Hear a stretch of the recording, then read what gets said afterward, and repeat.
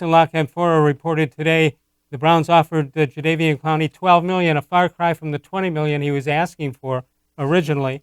The word, according to Jason LaCanfora from CBSSports.com, the word throughout the agent community is that the reportedly super lucrative deal that he turned down from Cleveland would have been worth $12 million at its base. That's a far cry from the $20 million a year ago that Clowney initially wanted on a long-term deal.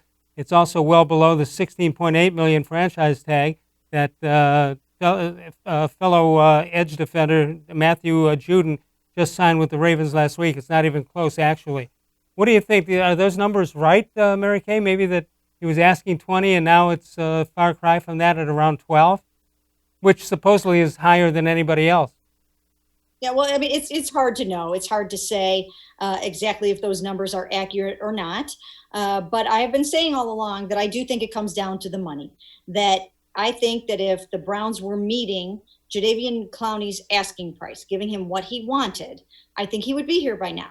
I think there are way too many reasons for this to be an attractive job for him to turn it down if he were happy with the money. I mean, why wouldn't you want to play on a defensive line that includes Myles-Garrett, Sheldon Richardson, Larry Ogunjobi? You're not going to take all that attention. Myles-Garrett's going to get double teamed. It opens up all kinds of things for you. And then, you look across the ball and you've got Baker Mayfield, Odell, Jarvis, Nick Chubb, Austin Hooper, a great offensive line. I mean, there are too many reasons for him to want to come here if the money were right. I'm just not buying that I don't want to play in Cleveland. Right, and I think he's playing it out for the money because the salary cap-wise, teams that have offered Clowney a contract reportedly, the Browns have $37.2 million on the cap, Titans at $19.3, and the Seattle Seahawks, where he played last year, at $13.9. The Jets just cleared some money in cap space, but reportedly have no interest in Clowney.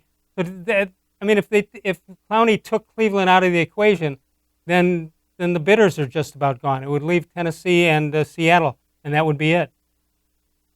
Yeah. So, I mean, $12 million for, let's say, for instance, he's willing to bet on himself for 1 year. So maybe he does end up here. If he feels he can hit the jackpot, go get back in free agency after this year, maybe he will be willing to sign a 1 year sort of prove it deal for double-digit millions. Well, especially when the complaint about him out there was, and I don't know who planted the complaint, that if he signed a contract, he wouldn't be putting out as much as he might have otherwise, and that's been the rap, that he doesn't play a full 60-minute game, and I think that may have something to do with it.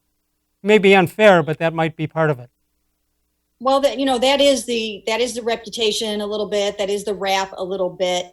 And you get that rap when you're the number 1 overall pick. If you're not, a generational player, just playing lights out every single play. But he's a very, very highly rated edge rusher, great run stopper. And I think the Browns would be very, very happy to have him. Joe Woods, when we talked to him, he spoke very highly of him, which also leads me to believe that the Browns are still very interested. So I just don't think it's over yet. We'll talk about